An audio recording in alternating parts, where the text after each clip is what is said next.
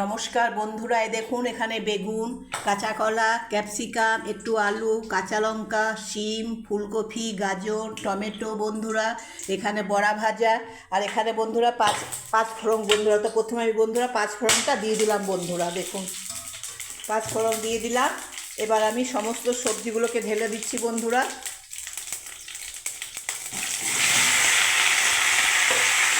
একটু মটরশুঁটিও ঢেলে দিলাম বন্ধুরা, দেখুন। এবার একটু স্বাদ অনুসারে আমি নুন দিয়ে দিচ্ছি, একটু সামান্য পরিমাণে একটু লঙ্কার গুঁড়ো দিয়ে দিলাম বন্ধুরা।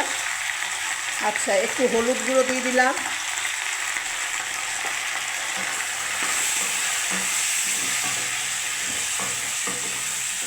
এবার পরিমাণ মতো বন্ধুরা আমি একটু